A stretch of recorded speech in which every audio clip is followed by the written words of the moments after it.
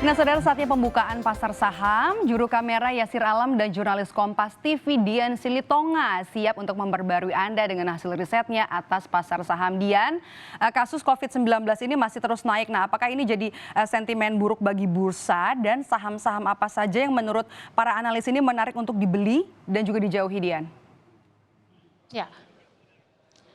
Ya, tentu akan menjadi sentimen negatif paskalis bagi bursa saham kita terkait dengan penambahan kasus COVID-19.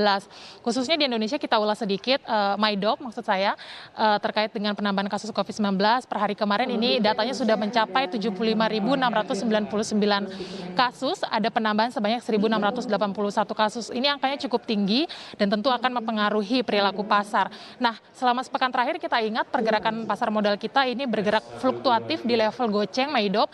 Tapi meskipun begitu pada penutupan perdagangan hari kemarin kita ingat IHSG kita harus ditutup melemah sebanyak 0,43%.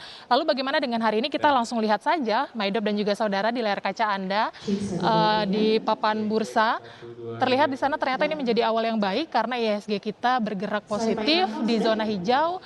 Di sana terapresiasi 0,73%, bergerak di level 5.067. Nah, kembali lagi memang pasar saat ini optimistis terhadap pemulihan ekonomi yang sedang berlangsung secara bertahap, MyDop, melalui stimulus-stimulus yang dikeluarkan baik oleh pemerintah dan juga Bank Indonesia, sekaligus stimulus-stimulus yang juga dikeluarkan oleh bank-bank sentral di negara-negara besar seperti Amerika Serikat, Eropa dan juga Tiongkok yang tentu akan menjadi katalis positif. Selain itu, pasar juga masih menunggu pengembangan dari penemuan antivirus COVID-19 yang tentu akan juga menjadi sentimen positif.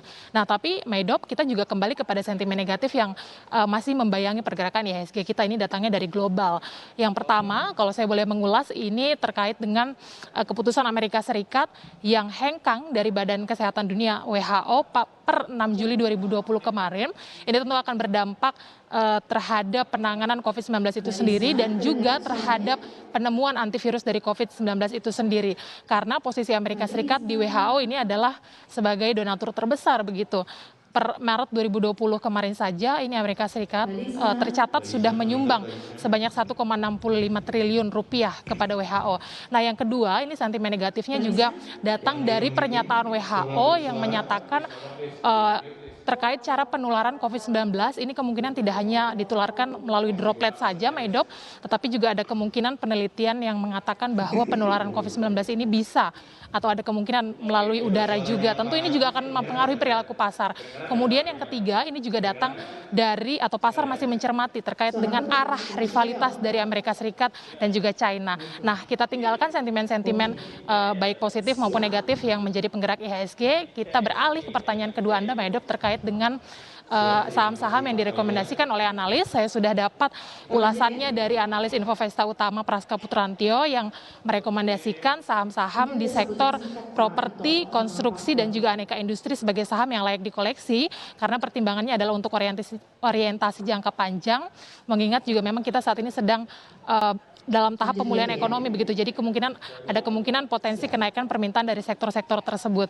Kemudian ada saham dari sektor perdagangan retail dan juga perkebunan yang memang harus dihindari oleh investor karena sebaliknya saham-saham di sektor ini dinilai permintaannya masih minim begitu. Nah, kembali lagi MyDop, untuk pergerakan IHSG kita seperti biasa kita masih harus menunggu sampai akhir penutupan perdagangan nanti apakah IHSG kita akan konsisten menguat. MyDop. Terima kasih Dian Silitonga dan juga juru kamera Yasir Alam langsung dari lantai bursa.